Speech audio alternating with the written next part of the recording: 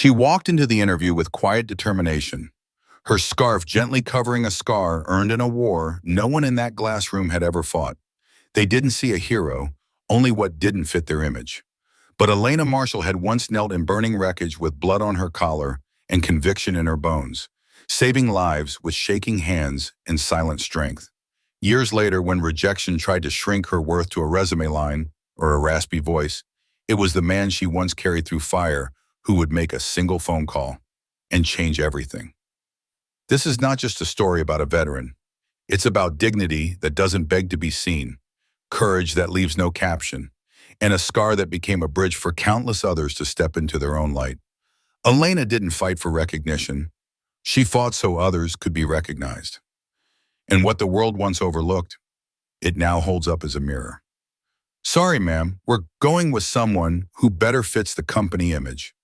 The HR manager's tone was polished, too polished, like she'd practiced the line in front of a mirror that morning, making sure it landed just right. Her eyes flicked, almost imperceptibly, to the scarf wrapped around Elena Marshall's neck. A soft, neutral fabric chosen carefully to blend in, not stand out. But it couldn't quite hide the pale scar that traced along her jaw and disappeared beneath the cloth. An old wound that told a story no one in that room cared to hear. Elena didn't argue. No outrage, no desperate plea to reconsider. Just a small nod, calm and composed. She gathered her folder, stood, and walked out with the same steady, quiet grace she once used to carry injured soldiers across burning sand. No one saw her for who she truly was. What they also didn't know? The man she had once dragged from a wrecked Humvee, half conscious and soaked in blood, now wore 4 stars on his shoulder. A general, a man with a direct line to the Pentagon. 15 minutes later, that line rang. When he spoke, everything changed. But even then, they never really saw her. Not the way she'd once been. 25 years old, grit in her teeth, sunburned skin slick with sweat, boots cracked from walking mile after mile in the unforgiving heat of Iraq. In the summer of 2007, Specialist Elena Marshall wasn't just a medic in Bravo Unit 3, stationed near Kirkuk. She was the pulse, the breath between life and death for every man in her unit. The morning the IED hit, the heat was already unbearable, 120 degrees before noon. The convoy moved in 3 Humvees, running a supply route they'd driven at least a dozen times before. Routine. That's what they called it.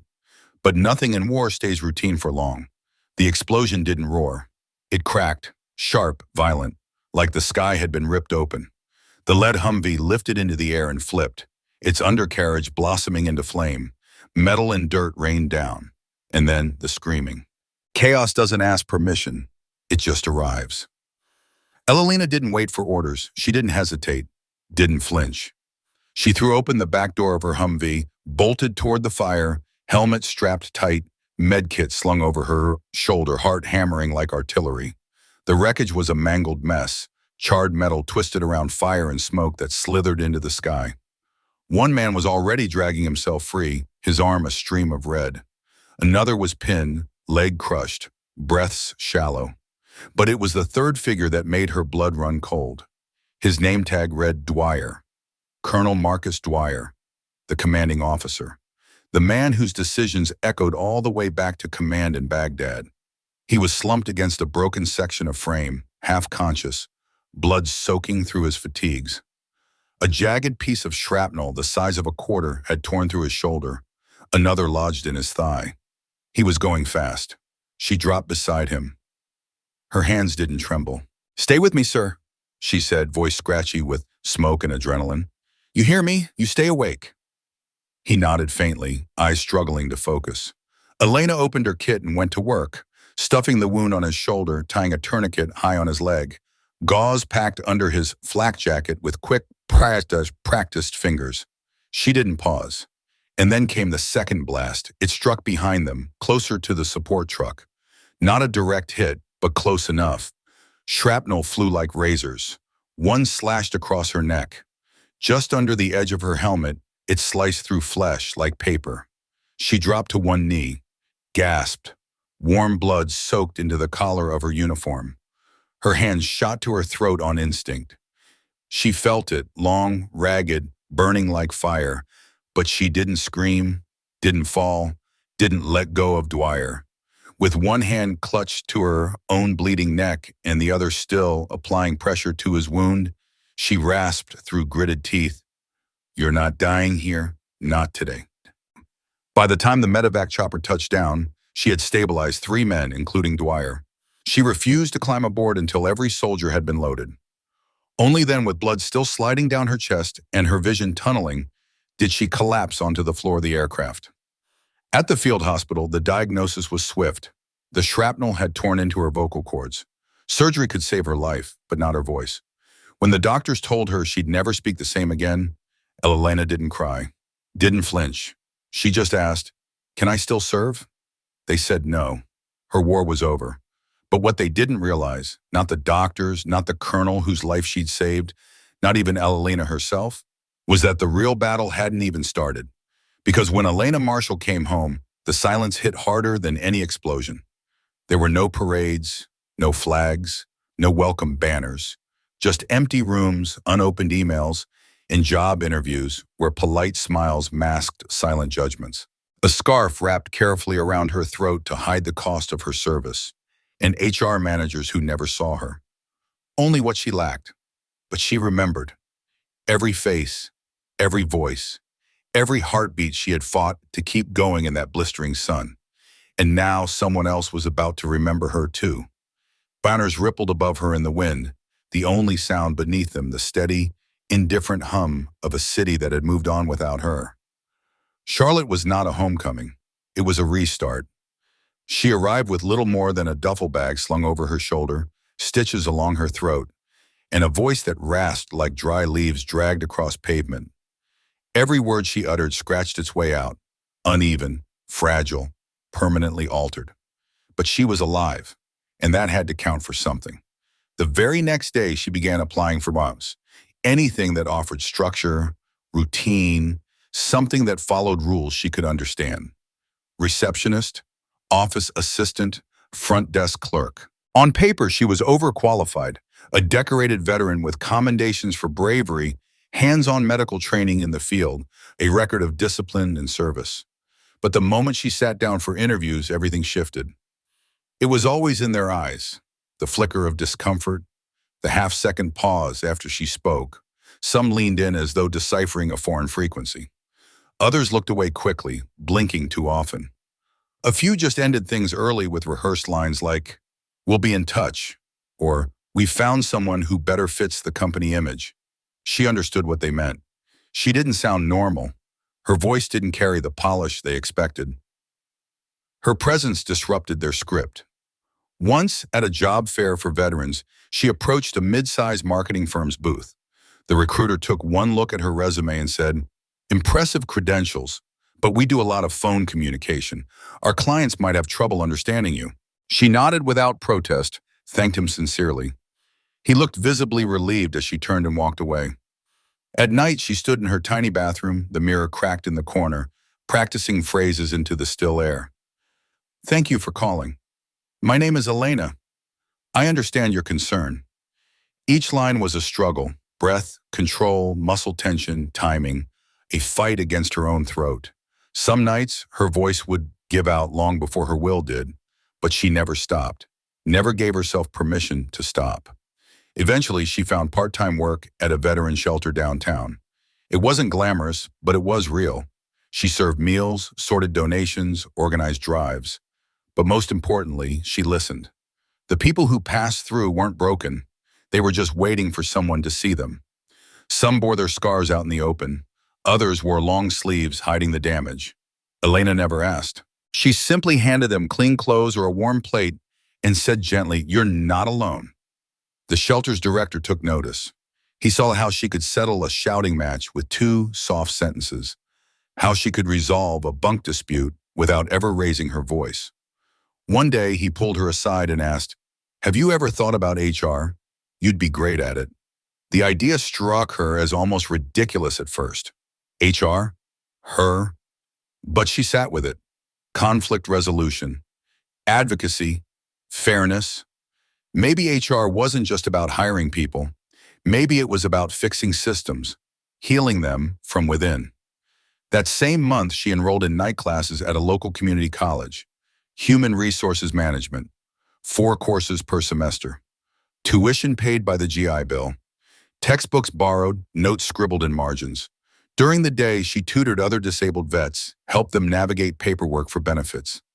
At night, she studied under a dim kitchen bulb that flickered when it rained. Her apartment was tiny, her couch secondhand, her coffee always reheated, but her resolve never once cooled. She passed every exam with high marks. Her professors came to admire her precision, her kindness, her quiet determination. She didn't let her voice stop her from asking questions, from contributing thoughtful insights, from leading study groups. One afternoon, during a seminar on workplace bias, a guest lecturer posed a question to the class. How do you define professional presence? Hands went up. Students offered answers. Tone, posture, eye contact. Elena raised her hand slowly, deliberately. When called on, she said, "It's not how you sound. It's what you stand for." Her voice cracked on the final word, but the room went silent, not out of discomfort, out of attention. They were listening, truly listening. And in that stillness, she realized something profound. She might never regain the voice she once had, but maybe she could help others discover theirs. The glass doors of Holston Dynamics slid open with a soft mechanical hiss, revealing a sleek lobby bathed in filtered sunlight. Chrome edges, tall ferns and concrete planters. A receptionist who smiled just enough to be warm, not overeager. Elena Marshall stepped inside, tall and composed. Her gray coat was fastened neatly, a slim folder tucked under her arm. She wore slacks, modest heels, and a teal scarf that brushed just beneath the scar on her throat. Her jawline was set with quiet determination. That morning, Elena had taken her time. Her voice, always raspy but resilient, had been warmed and prepped with tea, water, deep breaths, and practiced pauses. She had rehearsed until the words came out smooth and composed. This was her 3rd interview in 2 months. But Hall felt different. It wasn't just another corporate ladder to climb, it felt like purpose. Their mission statement resonated deeply with her. It wasn't just jargon, it was the kind of thing Elena might have written herself. People-first leadership, intentional inclusion, real support for veterans transitioning into civilian life. She had memorized their values, let them sink into her, repeating them in her mind until they were as familiar as her own story. Hall even had an official partnership with a veteran hiring initiative. That mattered. At exactly 10 a.m., the click of heels echoed through the lobby, and a young woman in a smart blazer approached. "Elena Marshall?" Elena rose with a soft smile. "That's me." "Great, follow me." They walked together to the 2nd floor and entered a sleek conference room. Glass walls, a brushed aluminum table. Modern, but a little sterile. 3 people were already seated. A sharply dressed woman in her 40s with angular features, hair pulled back into a tight bun, and a name pin that read, People Ops Director. Shelley, a younger man in a button-up with his sleeves rolled neatly to the elbows. Project lead, Elena guessed. And a bright-eyed HR associate who couldn't have been more than a year out of college. The introductions were brief but professional. Elena met each handshake with steady precision, her posture tall, her hands dry, her nerves under control. They began. The first questions came easy. Experience de-escalating conflicts? She shared a vivid account of resolving tension between 2 veterans at the shelter, both with severe PTSD, one with a trembling hand hovering near a clenched fist. Recruitment strategy? She spoke with clarity about resume workshops she'd organized specifically for female vets, blending theory from her coursework with gritty, practical experience. Every answer was deliberate, measured, confident. Her voice didn't soar, it cracked at the edges, husky and scarred, but it carried strength. Steady, sure, lived in. And then, it happened. Shelley's eyes flicked to Elena's scarf, just a glance, quick, instinctive, almost unconscious. But Elena caught it, the tiniest pause, like someone noticing a flaw in the glass and pretending not to see it. A crack, barely visible, but suddenly all-consuming. Elena felt the air shift. The rhythm faltered. The next question came slower. "And how do you handle front-facing client interactions?" Shelley asked, her voice now wrapped in subtle formality. "I believe in preparation," Elena replied, her tone even, her eyes clear. "Understanding what a client needs before I ever walk into the room allows me to deliver with clarity and confidence, no matter the voice behind it." She smiled gently as she said it, not forced, not defensive, earned, a smile that carried dignity. The HR associate looked down, fingers nervously twitching near her pen. The young man adjusted his watch, avoiding eye contact. Shelley didn't smile back. Instead, she gave a curt nod and closed the folder in front of her. "Well," she said briskly, "we really do appreciate your time and your service. Truly." Elena knew the moment had arrived. She waited. Shelley went on. "We're a very brand-conscious organization. This particular position has a strong external component: client presentations, public-facing panels, first impressions. Well, they matter." Elena held her gaze. "Are you saying my appearance is a problem?" Shelley's tone remained neutral, her smile professional, practiced. "We're just looking for someone who fits our culture, someone who presents a polished, modern image to our clients." The room fell into silence. The associate pretended to reread her notes. The project lead shifted in his seat, cleared his throat. The silence wasn't long, but it lingered, dense and final. Elena rose, smoothly, gracefully. She adjusted the front of her coat, her motions quiet but purposeful. "Thank you for the opportunity," she said softly. Her voice caught just slightly at the end, not from sadness, but from strain, from effort. She extended her hand. Only the HR associate took it. Downstairs, she passed the receptionist again. Two junior staffers whispered behind the counter. One let out a laugh. Elena didn't pause. She stepped through the sliding doors into the cold morning light, wind tugging gently at the edge of her scarf. She stopped on the sidewalk, face tilted into the breeze. Her scarf shifted just enough to expose the scar beneath, pale, smooth, curving like a quiet question. She didn't pull it back into place. Instead, she straightened her spine, tucked the folder under her arm, and moved forward. Her boots clicked against the pavement with quiet authority. She had walked through fire. She could walk through this. What she didn't know, what no one inside that glass-walled room could have known, was that someone had seen. Rachel Linwood, a 19-year-old intern on her first month at Hall, hadn't meant to be in the hallway just then. She'd been returning from the break room, balancing a cardboard tray of coffee cups in her hands. When she passed the glass-walled conference room on the second floor, Rachel wasn't trying to listen in. Truly, she wasn't. But something in the air, maybe the tone, maybe the unnatural quiet inside, made her slow her steps, just enough to catch the end of the conversation. "Someone who better fits the culture," said a calm, cool voice. Shell Thompson from HR. The way she said it, so polished, so final, sent a strange chill down Rachel's spine. She stopped. Through the transparent glass, she saw the woman inside stand up. Elena Marshall. Her scarf had slipped a little as she moved, revealing a long, pale scar that arched from just beneath her ear down to the base of her throat. It caught the light like a thread of silver. Elena's expression didn't show anger. Not even sadness. It was something deeper. Something Rachel couldn't name. Distant, heavy, worn smooth by time and pain. Like a statue that had weathered years of wind and rain and refused to break.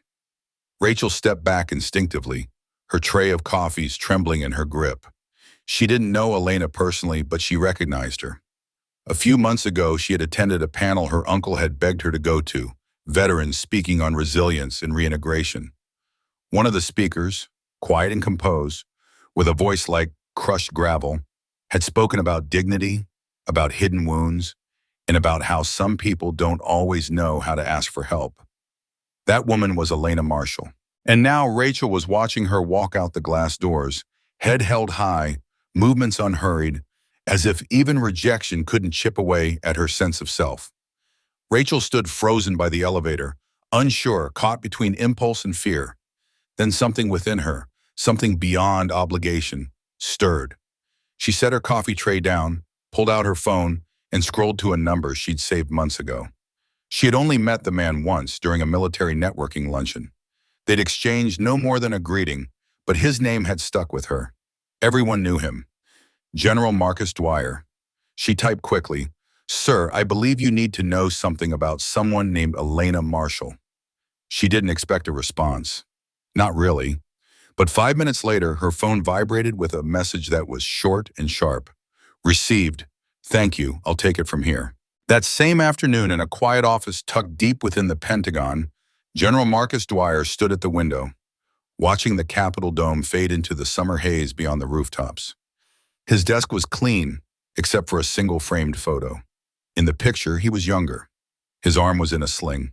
Beside him stood a medic with both hands wrapped in gauze, a crooked smile across her face. Their uniforms were dusted with desert grit, the memory of that brutal day in Iraq etched into every fiber of that image. He remembered the pain, the heat, the blood. He remembered her voice, ragged and firm despite the wound on her neck. "You stay with me, sir. You stay right here." He picked up the phone and dialed a number copied from the forwarded message. The receptionist at Holston Dynamics answered, cheerful and professional, until he gave his name. Yes, General. One moment. I'll transfer you to HR." Shelley Thompson answered within seconds, all crisp efficiency. "This is Shell." "Miss Thompson," Dwyer said, his tone measured. "This is General Marcus Dwyer, Department of Defense." There was a half-beat of silence. He heard the breath she tried to hold. "Yes, sir. How can I understand you just interviewed a woman named Elena Marshall." "Yes, she came in earlier today, but I'm not sure if—" "She saved my life," he interrupted, his voice a calm blade. "Iraq, 2007. Her throat had been torn open, blood pouring down her front. And still, she kept me alive until the evac team arrived. I can move my arm today because of her. That scar you saw? That isn't a flaw. That is a badge of honor." Another pause. He could almost hear her trying to regroup. I wasn't aware," Shell stammered. "We made our hiring decision based on—" "I'm not calling to argue your decision," Dwyer cut in, voice steady but cold now. "I'm calling to inform you that I've just forwarded your interview notes and transcripts to several colleagues at the Civilian Military Partnership Council. Expect questions about your values and about how you apply them when no one's watching." He didn't wait for a reply. He hung up. Across town, Elena sat alone on a weathered bench near the light rail station, watching pigeons squabble over an empty paper bag. She adjusted her scarf without thinking, her mind distant. Her phone buzzed in her coat pocket. Unknown number. She hesitated for a second, then answered. "Ms. Marshall?" came a familiar, raspy voice, warm, grounded in memory. "Yes?" "This is General Dwyer. I believe you might remember pulling shrapnel out of me on a very bad day in Iraq." Elena let out a soft breath, half laugh, half disbelief. "Yeah," she said, voice catching his slightly. "I remember." Elena couldn't forget, not even if she tried. The memory stayed with her, sharp as ever.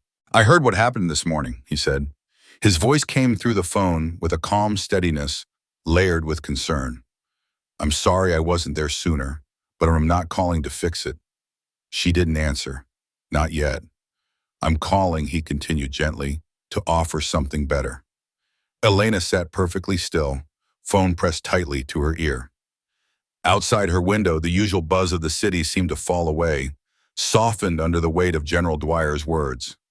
That line, "to offer something better," hung in the air like a lifeline she wasn't sure she had the strength to reach for.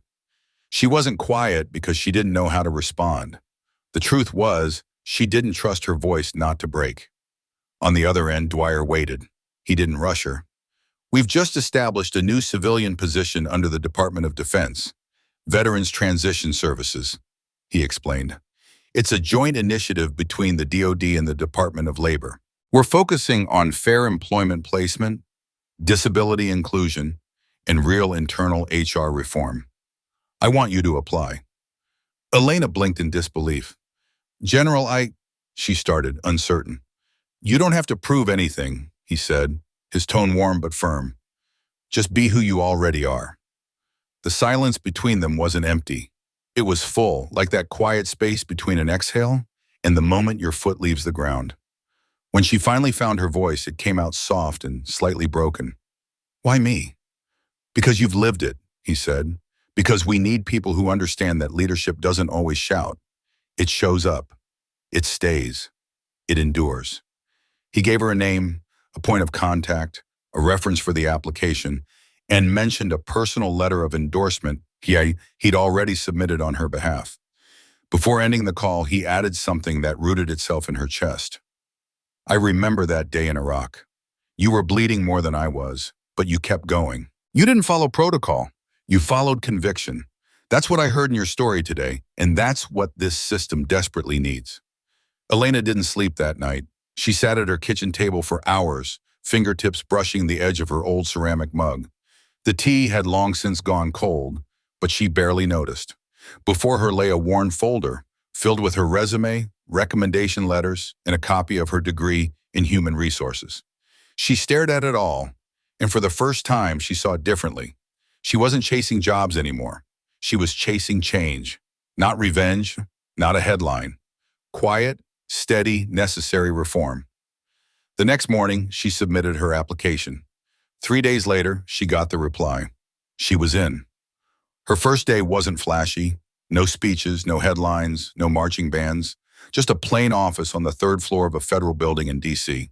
A security badge clipped at her collar, and a small team of 5 veterans, each from a different branch, each carrying stories only the quiet knew.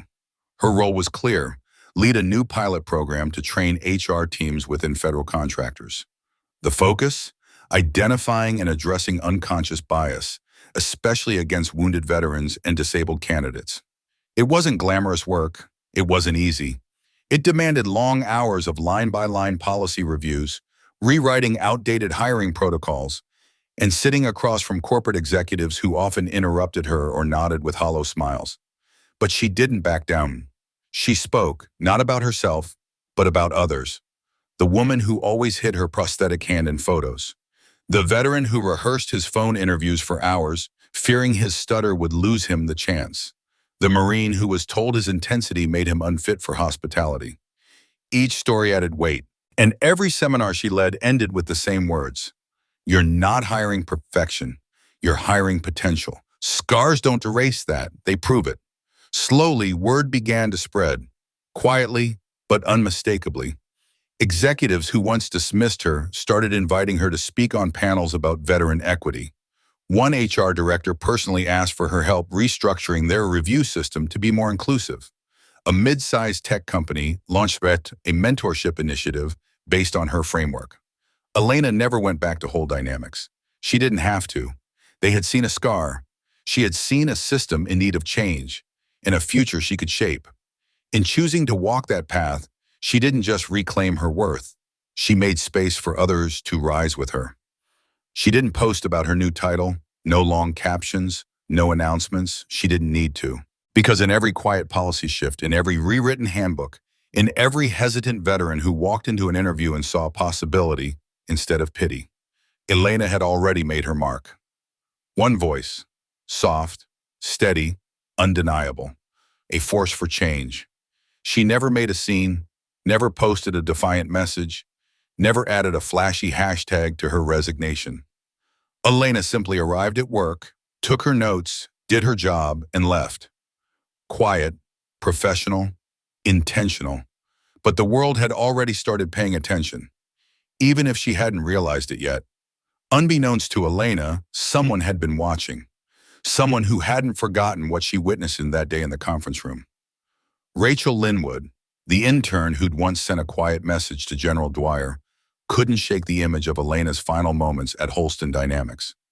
The silence after her rejection, the calmness in her voice, the way she stood with grace, unwavering, while being dismissed. It wasn't just the words Elena had spoken that stayed with Rachel, but the dignity, a quiet strength that felt stronger than celebration. 1 week after Elena's departure, Rachel found herself staring at her phone during lunch, her food untouched.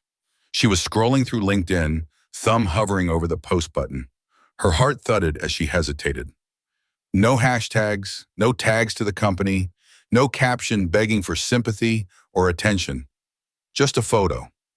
She had taken it from the lobby window that morning Elena left.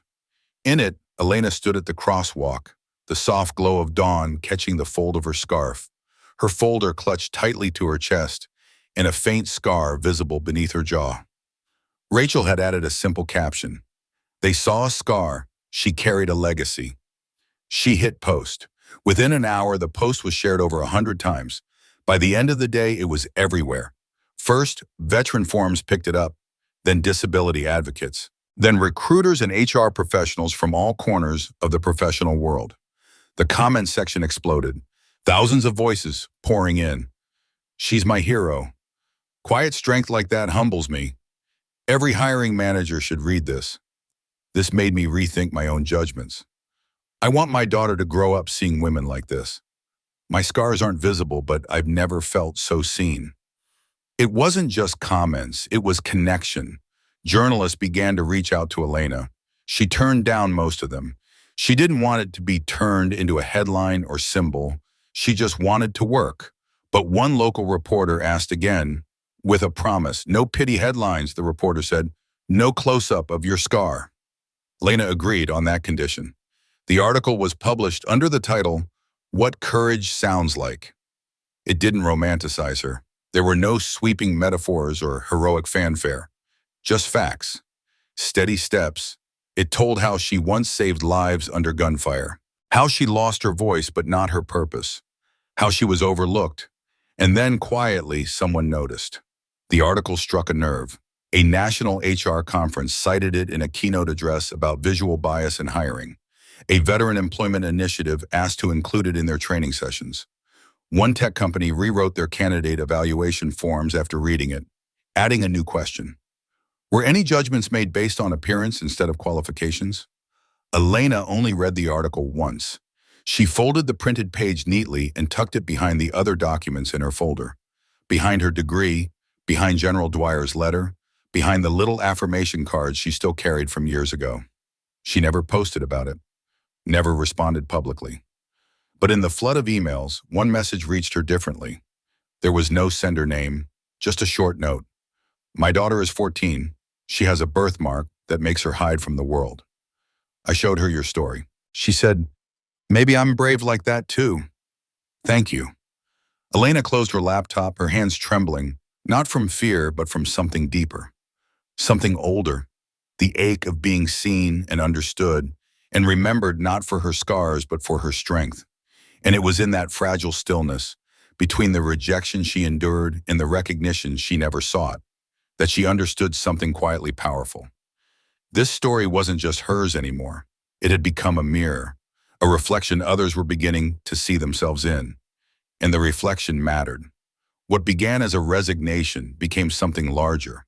Not a viral trend built on outrage, but a quiet movement built on recognition. Her inbox kept filling, not with noise, but with humanity. Messages from strangers who had never met her but knew something of her struggle.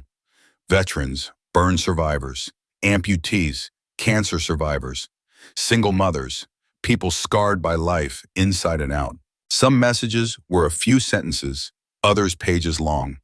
Many said only a few words. Thank you. I thought I was the only one, but it didn't stop at words. Across boardrooms in the country, HR teams printed the article and pinned it to break room bulletin boards. A professor at a Texas university made it required reading in a leadership course.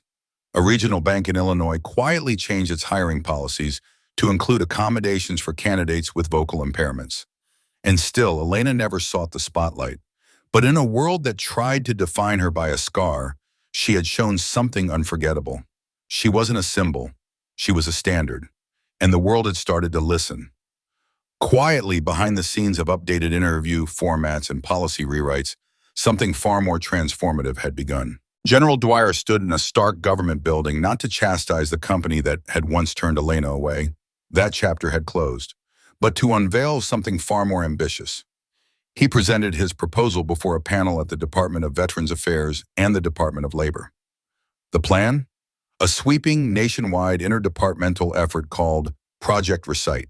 Its goal was simple in concept, yet revolutionary in practice. To train hiring managers, both within federal contracting agencies and private sector partners, to see beyond the surface, to recognize not just the polish of a resume, but the resilience behind it. We train soldiers to see through walls, Dwyer said during the briefing. It's time our hiring systems learn to see through scars. Project Recite secured its funding. Within 6 months, pilot programs launched in 5 major cities. Elena never sought the spotlight. She declined to be the face of the project, preferring anonymity. But her influence was unmistakable. She had co-authored much of the program's materials, helped design an empathy-driven interview framework, and contributed to the workshop manuals. On the cover of those guides was her favorite quote, "You're not broken. You are proof that healing is possible."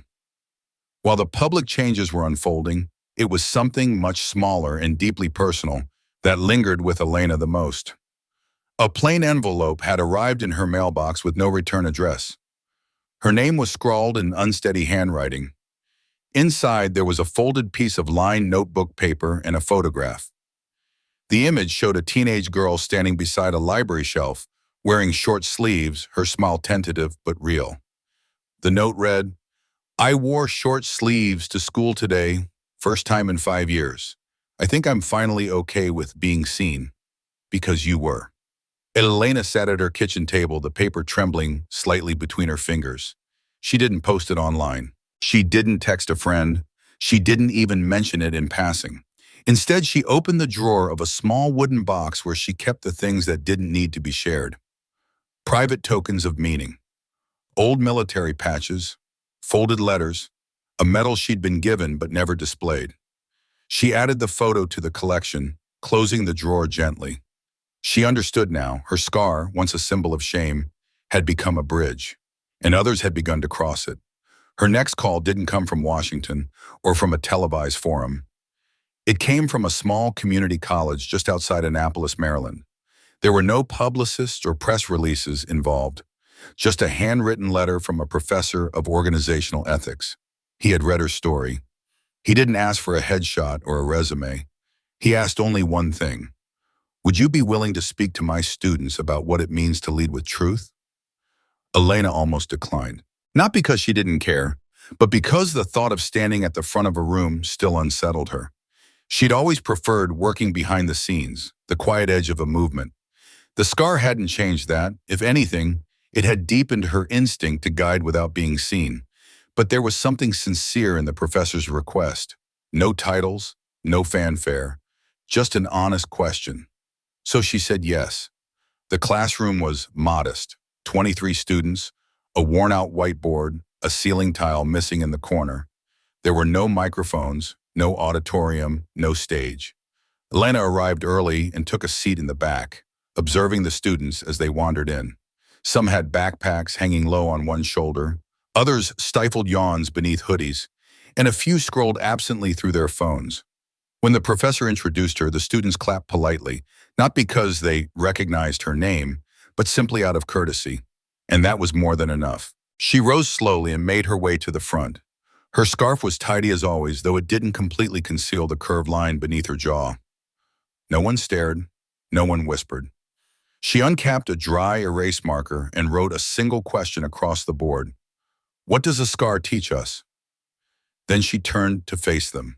Her voice, though altered, carried clearly.